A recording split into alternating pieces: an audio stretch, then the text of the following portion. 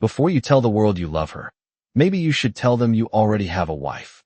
The words didn't belong in a room like this, and yet they cut through the soft hum of polished conversation like a blade of truth no one was ready to hear. Crystal chandeliers cast warm gold across the grand ballroom, reflecting off champagne glasses and diamond necklaces. A sea of tailored suits and silk gowns frozen mid-motion as every head turned toward the entrance.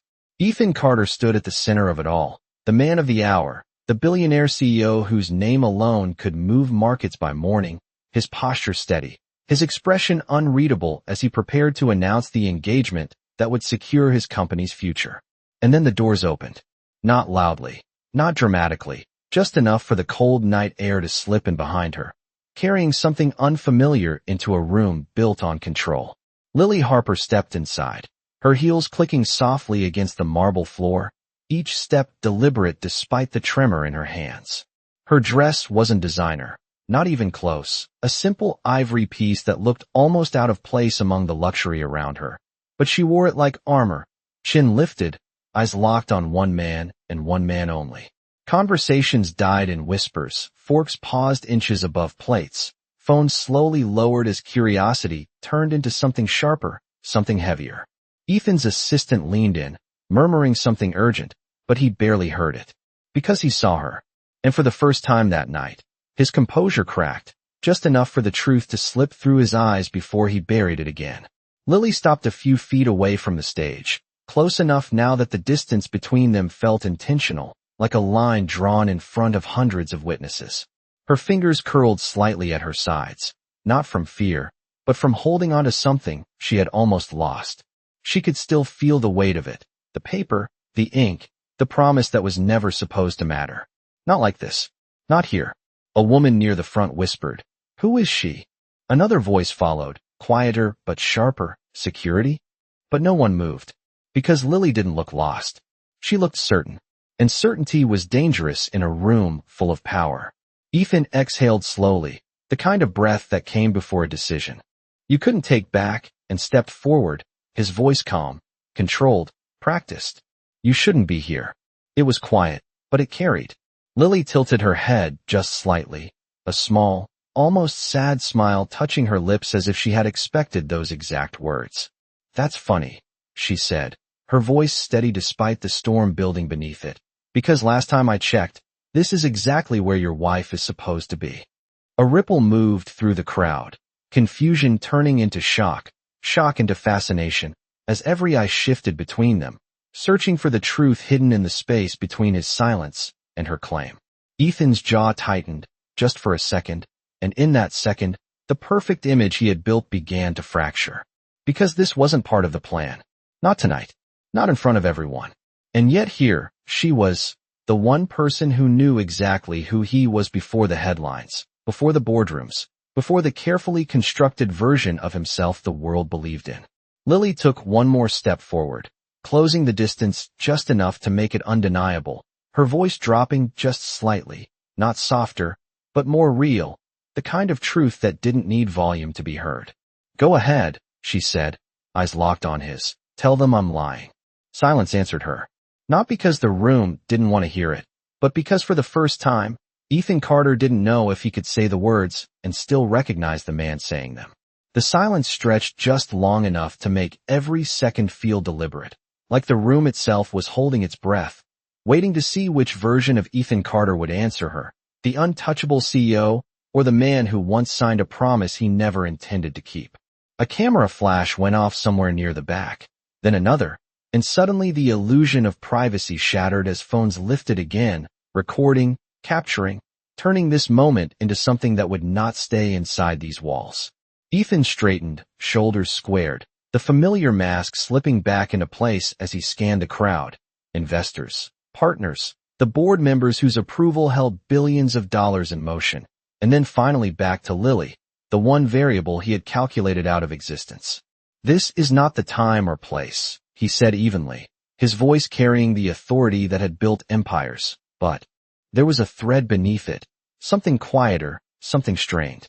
Lily let out a soft breath that almost sounded like a laugh, but there was no humor in it, only disbelief wrapped in something that used to be trust. That is exactly what you said the day you ended it, she replied, her tone calm. But every word landed heavier than the last, because she was not just speaking to him anymore. She was speaking to everyone watching. A murmur rippled through the guests, curiosity sharpening into speculation, as pieces began to form in their minds, a story they did not fully understand but could not look away from. Ethan's fiancée stood a few steps behind him, frozen, her smile gone, replaced by confusion that quickly edged towards something colder. "Ethan," she said quietly, "what is she talking about?" He did not answer her. Not yet. Because answering meant choosing. And choosing meant consequences. Lily reached into her small clutch, her fingers steady now, as if crossing some invisible line had taken the fear out of her entirely. She pulled out a folded document, the edges slightly worn, the kind of paper that had been held too many times, read too many nights under dim light when sleep refused to come. She did not wave it dramatically, did not raise her voice. She simply held it in front of her, a quiet piece of truth in a room built on appearances. "You remember this, do not you?" she asked softly, her eyes never leaving his. "Or was it just another contract to you?" The word contract landed differently this time, no longer abstract, no longer distant, but personal, specific, undeniable. A man near the front leaned closer to another, whispering, while someone else stepped forward just enough to get a clearer view, the tension pulling everyone closer without them realizing it. Ethan's gaze dropped for a fraction of a second to the paper in her hand, and in that fraction, something shifted, a memory, a decision, a moment he had told himself did not matter. "Lily," he said, quieter now, more controlled, as if lowering his voice could contain what was happening. "We agreed that this would remain private." She nodded once, slow, almost thoughtful, as if she had considered that very point more times than he could imagine. "We did," she said, and for the first time there was a crack in her voice, not weakness, but something real breaking through the surface. "But you also agreed that you would not pretend it never existed." The room reacted again, not loudly, but enough, a shift in energy, a tilt in perception, because now this was no longer just a disruption, it was a story of something hidden, something denied. Ethan felt it, the weight of it, the way control was slipping not because he had lost power, but because someone else had chosen to tell the truth at the worst possible time. He glanced at the faces around him, the expectation, the judgment already forming, and then back at Lily, standing there in a dress that did not belong in this world, yet somehow making the entire room feel like it did not belong around her. "What do you want?" he asked finally, the question direct, stripped of performance. Lily held his gaze, and for a moment, everything else faded, the crowd, the lights, the future he had planned just minutes ago. "I want you to stop acting like I was nothing," she said, her voice steady again, stronger now. "Because I was there when you had nothing to prove, and I am still here now that you think you have everything to lose." The words lingered in the air, heavier now, no longer just a disruption, but something deeper, something that could not be dismissed as a misunderstanding or a mistake. And for the first time that night, Ethan did not immediately respond, not because he did not have an answer, but because every answer carried a cost he had been avoiding. His fiancée shifted beside him, her composure cracking just enough to reveal the tension underneath, her eyes searching his face for clarity he was not giving. "Ethan," she said again, this time firmer, "you need to explain this." The room leaned in, not physically, but emotionally, every guest now invested, every whisper paused, waiting for the truth to surface. Ethan exhaled slowly, running a hand through his hair in a gesture that felt almost out of place for a man who was always in control. And then he looked at Lily again, really looked at her, not as a problem to solve, but as a person he had once stood across from in a much quieter room, with no audience, no expectations, just two signatures on a piece of paper that was supposed to mean nothing. The memory hit him without warning, a small office downtown, the hum of an old air conditioner, the faint smell of coffee that had been sitting too long, and Lily sitting across from him in a chair that creaked every time she shifted, her hands clasped tightly in her lap as she tried to appear braver than she felt. "It is simple," she had said back then, her voice steady despite everything stacked against her. "You need a wife for appearances, and I need a way out. We help each other, and then we walk away." He had studied her then the same way he was now, curious, cautious, slightly amused by her directness, because people in his world rarely spoke so plainly. "There are rules," he had replied, sliding the document toward her. Every clause carefully written, every condition designed to protect his reputation, his company, his life. No emotional involvement. No interference in business.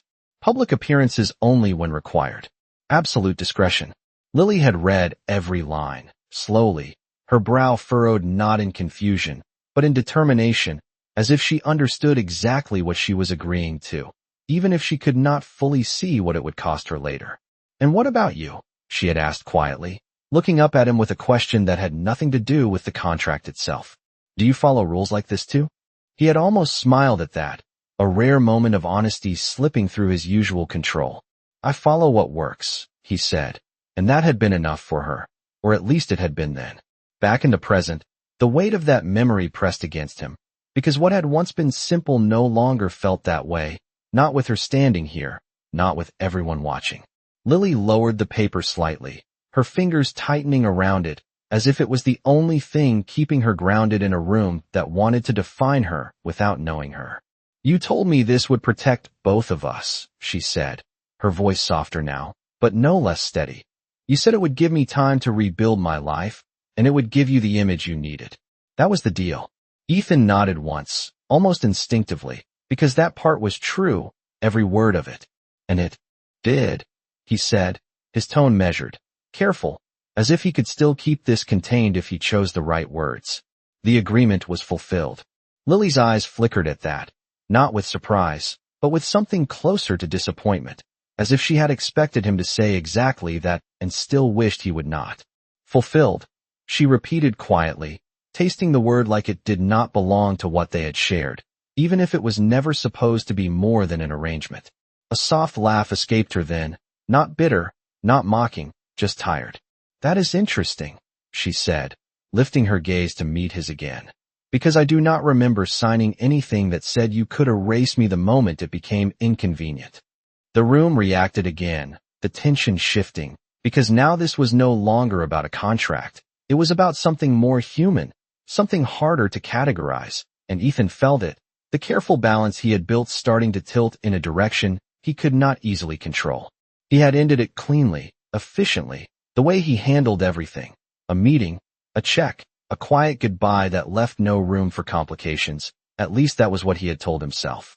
But standing here now, with Lily refusing to disappear the way he had expected, he realized something he had not accounted for.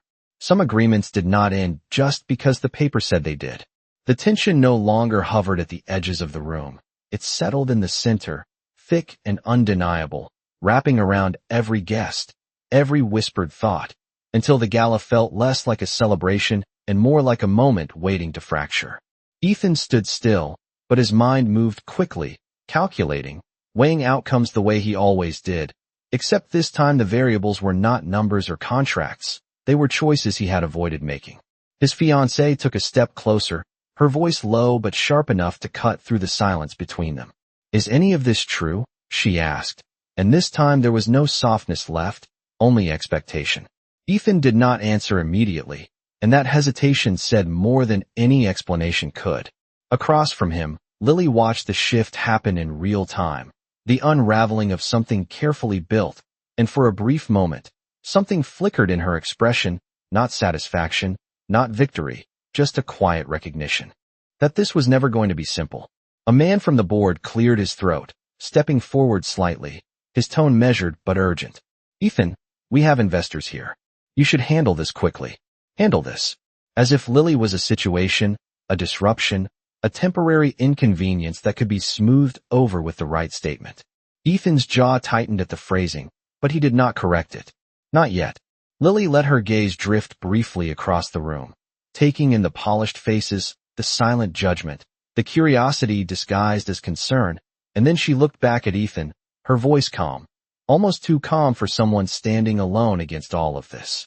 "Go ahead," she said quietly, echoing her earlier words, but with something deeper beneath them now. Tell them it meant nothing. The invitation hung there, simple, direct, and impossible. Ethan knew exactly what would happen if he took it. The narrative would reset. The story would disappear. The deal would move forward. Everything would return to the version of his life that made sense. But as he looked at her, really looked, he realized that version had already changed the moment she walked through those doors. His fiancée crossed her arms, her patience thinning into something colder. "I am waiting, Ethan," she said, each word deliberate. "Am I about to marry someone who has a secret wife? Or is this some kind of misunderstanding?" The word misunderstanding felt almost absurd now, too small for what was unfolding. Ethan let out a slow breath, the kind that came before stepping into something irreversible, and finally spoke, his voice steady but lacking the usual distance he hid behind. "It is not a misunderstanding." The reaction was immediate, a ripple of shock that moved through the room like a quiet wave, controlled but impossible to ignore. His fiancée took a step back, her expression shifting from disbelief to something sharper, something that recognized the truth before he even finished explaining it. "Then what is it?" she pressed. Ethan's gaze flickered briefly to Lily, and in that glance, there was something unspoken, something that had never been part of the contract they signed, something that had no place in a deal built on convenience. "It was an agreement," he said carefully, choosing each word as if it mattered more than usual, because now it did. "A legal arrangement. Temporary. Structured." Each word sounded colder than the last, more distant, more aligned with the version of himself everyone expected.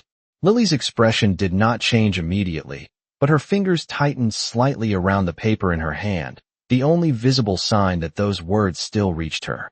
"Temporary," she repeated softly, and this time there was no attempt to hide what she felt. Not sadness, not anger, but something quieter, something that lingered longer. "That is interesting," she said, her voice steady again, "because some things do not feel temporary when you are the one living them." The room shifted again, not louder, but heavier, because now the story was no longer just about what happened, it was about how it felt, and that was something far more difficult to dismiss. Ethan felt it too, the difference between facts and truth, between what he could explain and what he could not undo. His fiancée let out a sharp breath, shaking her head slightly as she looked between them. "So you hired her," she said, her tone cutting through the nuance, reducing it to something simpler, something easier to judge. "You paid her to pretend." The words landed cleanly, efficiently, the way Ethan would have phrased them himself just days ago. But now, standing here, with Lily in front of him and the weight of every unspoken moment between them pressing in, the simplicity of that explanation felt incomplete. Lily did not deny it. She did not rush to defend herself. She simply looked at Ethan, waiting, not for the truth everyone else wanted, but for the one only he could give. And for the first time that night, Ethan realized that what he said next would not just define the story for the room, it would define it for himself. For a moment, no one spoke, not because they had nothing to say, but because the answer they were about to hear suddenly mattered more than the spectacle itself. Ethan stood at the center of it, aware of every eye, every expectation, every version of the truth waiting to be chosen. And yet the only thing that felt real was the way Lily was looking at him, not demanding, not pleading, just waiting, as if she had already accepted whatever came next, but still needed to hear it out loud. His fiancée's words lingered in the air, sharp and simple, easy for everyone to understand. "You paid her to pretend." It was clean, efficient, the kind of explanation that fit neatly into the world he controlled. And for a second, Ethan almost took it. He almost nodded, almost let the story end there, because it would have been easier, safer, exactly what everyone expected from him. But something stopped him. Maybe it was the memory of Lily sitting across from him in that small office, signing a contract that meant survival to her and convenience to him. Or maybe it was everything that came after, the quiet mornings, the conversations that were never part of the agreement, the way she challenged him without trying, the way she saw him without the title. Whatever it was, it refused to let him reduce her to a transaction. He exhaled slowly, then shook his head, just once. "No," he said, his voice calm but carrying farther than before, because now there was something in it that had not been there earlier, something unguarded. The room shifted instantly, confusion replacing certainty, because that was not the answer they expected. His fiancée frowned, stepping closer again. "No," she repeated, her tone tightening. Then what exactly was she? Ethan did not look at her this time. He kept his eyes on Lily, as if the answer belonged there, not to the room, not to the deal, not to the future everyone had already decided for him. It started as an arrangement, he admitted, choosing honesty over control for the first time that night. But it did not stay that way. The words landed differently, softer but heavier, because they carried something no contract could define. A murmur rippled again, louder now, less controlled, because the narrative had shifted from something explainable to something complicated. Lily's expression changed, just slightly, the smallest flicker of something she had not allowed herself to feel until that moment, and she looked away for a second, as if steadying herself before looking back at him again. You said it was temporary, she reminded him quietly, not accusing, just grounding the moment in what had been agreed. Ethan nodded, acknowledging it, but not retreating from what he had just said. I did, he replied, and I believe that. There was a pause, a small one, but it carried weight, because it held everything he had not said yet. But some things are only temporary if you never let them matter, he continued, his voice lower now, less for the room and more for her, even though everyone could still hear it. The silence that followed was different from before, not tense, not waiting, but absorbing, as if the room itself was trying to understand something it was not used to seeing from him. His fiancée stepped back this time, not out of shock, but out of realization, her expression shifting as the truth became clearer in a way she could not ignore. So what are you saying? She asked, her voice quieter now, but no less serious. Ethan finally turned to her, not cold, not dismissive, but honest in a way that did not leave room for misinterpretation. I am saying, he began, then paused, because this was the point where everything changed, where there was no careful phrasing left, no strategic language to hide behind, only truth, that she was never just someone I hired. He let that settle for a second, then looked back at Lily, his gaze steady, unguarded, the way it had never been in a room like this before.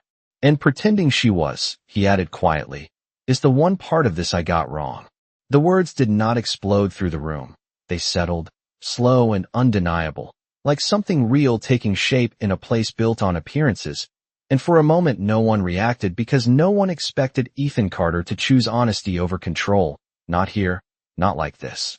Lily felt it before she showed it. The shift in him, subtle but unmistakable, the difference between a man managing a situation and a man finally standing inside it. And for the first time since she walked through those doors, her breath caught, not from fear, but from something far more dangerous, hope. She tried to steady it, tried to remind herself why she came, what she needed, what was still unresolved, but the way he looked at her made it harder than she expected. You got it wrong, she repeated quietly, not challenging him, but needing to understand what that meant now, in front of all these people, after everything that had already been broken. Ethan nodded slowly, as if he had already accepted that there was no clean way out of this, no version where he could fix things without admitting what he had avoided for too long. I treated it like a transaction, he said, his voice even but stripped of the distance it once carried. Because that is what I understand.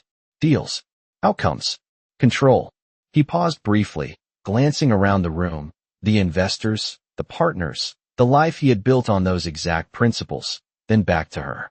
But you did not. Lily let out a small breath at that, something almost like a fragile laugh, because he was right, and that had always been the problem. No, she said softly, I did not. The room remained quiet, but it was no longer the same silence. It was listening now, not for gossip, but for something real, something unexpected, and that made everything heavier. Ethan took a step closer, closing the distance just slightly, enough to shift the space between them from confrontation to something more personal, something harder to ignore. You asked me once if I follow rules like that, he continued, referencing a moment no one else in the room understood, but one that anchored everything between them. And I told you I follow what works. Lily's eyes flickered, remembering it exactly, the way he had said it back then, confident, certain, untouched by anything outside his control.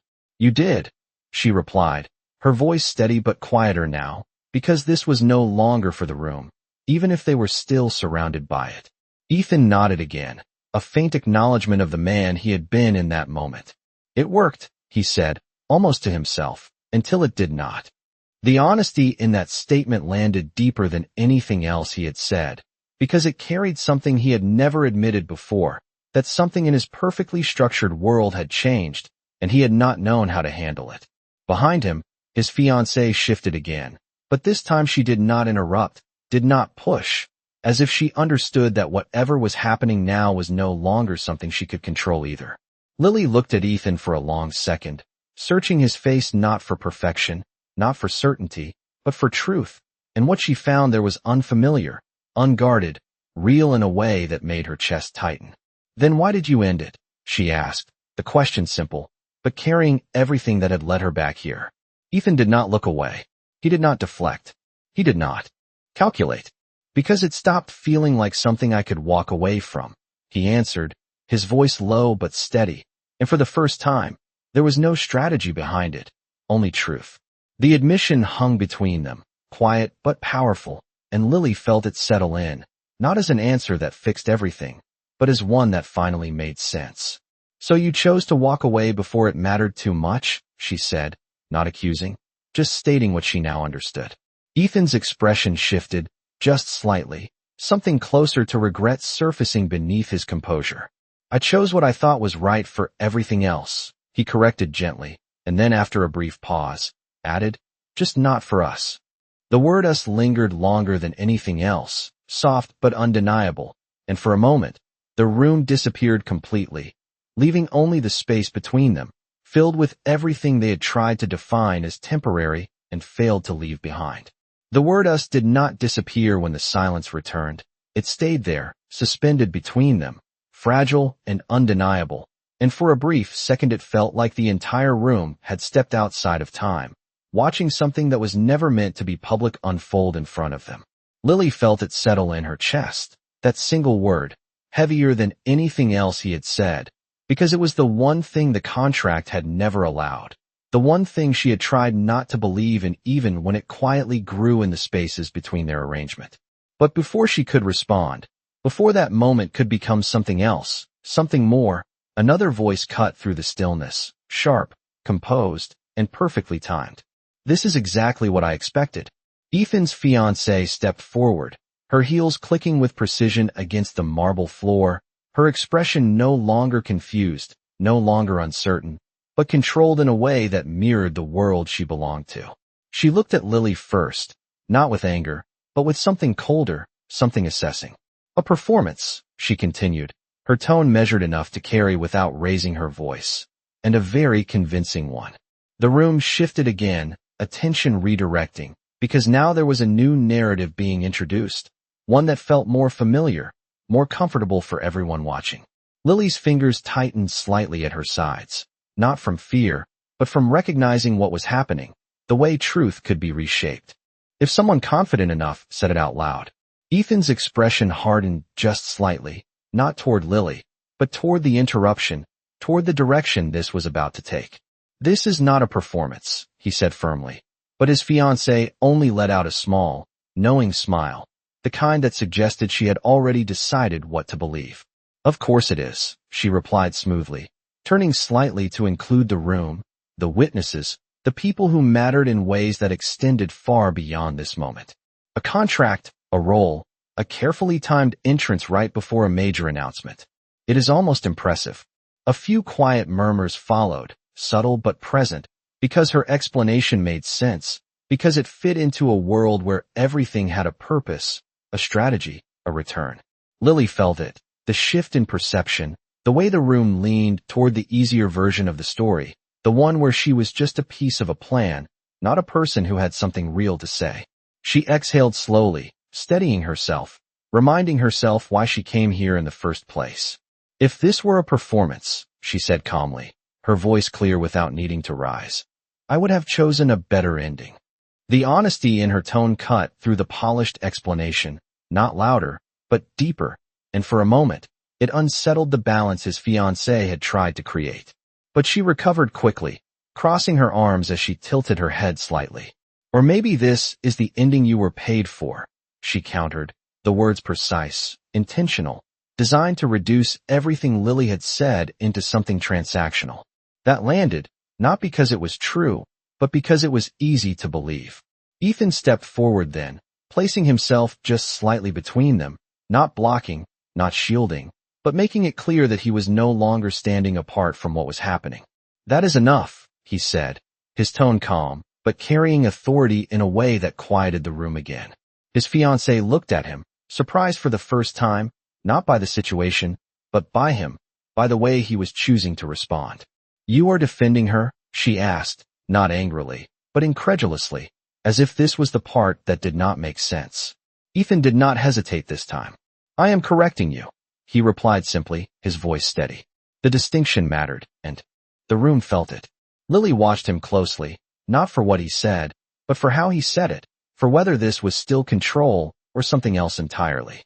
His fiancée's expression shifted again, this time more subtle, more calculating, as if she was reassessing not just Lily, but him as well. "Then correct me," she said, her tone cool, composed, giving him the space to define the story in front of everyone. Ethan held her gaze for a second, then turned back to Lily, and in that movement, he made a choice that no contract, no deal, no expectation could undo. "She was never hired to create a scene," he said clearly, his voice carrying through the room without force. "And she is not here because I asked her to be." He paused briefly, just long enough for the words to settle, for the room to absorb them, before adding the part that changed everything. "She is here," he continued, his eyes fixed on Lily now, not the audience, not the investors, "because I gave her a reason to believe she belonged in my life, and then I acted like she did not." The truth did not explode. It landed, heavy and undeniable, and this time, the silence that followed was not confusion, not curiosity, but something closer to realization, because for the first time, the story was no longer about a contract. It was about a choice, and everyone in the room understood that choices like this could not be undone once they were spoken out loud. The truth lingered in the air, heavier now than any accusation, because it had come from him, not forced, not cornered, but chosen, and that changed everything in a way no one in the room could ignore. Lily felt it settle deep in her chest, the weight of his words pressing against every doubt she had carried walking into this room, every reason she had given herself not to believe that any of it had been real. For a second, she could not speak, not because she did not have anything to say, but because what he had just admitted was more than she expected, and more dangerous than silence. Around them, the room shifted again, not with whispers this time, but with something quieter, something more uncertain, as if the people watching were no longer sure which version of the story they were supposed to believe. Ethan's fiancée stood still, her composure intact on the surface, but the edges of it had started to crack, just enough to reveal that this had gone far beyond anything she had prepared for. "So that is your explanation?" she asked, her tone controlled, but no longer as confident as before. "That you made her believe something that was never real?" Ethan did not flinch at the question, but he did not accept it either. "No," he said simply, his voice steady. "That is not what I am saying." He turned slightly, not away from her, but toward Lily again, as if the truth belonged there first. "I am saying it became real," he continued, and the clarity in his voice left no room for interpretation, "and I was the one who chose to ignore it." The words settled differently, deeper, because now the responsibility was clear, not shared, not diluted, entirely his. Lily swallowed softly, her eyes searching his face again, not for proof, but for consistency, for whether this was still something he would retreat from once the moment passed. "Then why now?" she asked quietly, the question almost lost in the space between them, but still heard by everyone. "Why say this here?" Ethan held her gaze, and for once, there was no calculation behind it, no distance, no attempt to control the outcome.